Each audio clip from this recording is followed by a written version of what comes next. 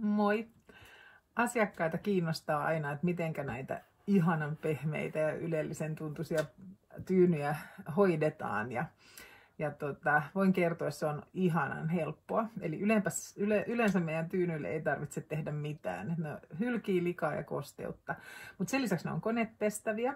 Ja sitten jos jotain yksittäisiä tahroja, niin kuin punaviiniä tai mustikkaa, niin muutama pisara käsitiskiainetta kosteeseen liinaan ja pyyhit sillä pois, niin se on sillä selvä. Tyyny on taas kuin uusi.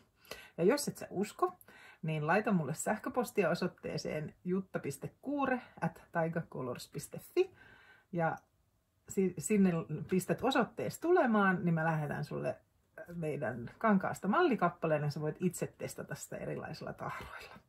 Eli osoite oli jutta.kuure@taigacolors.fi. Moikka!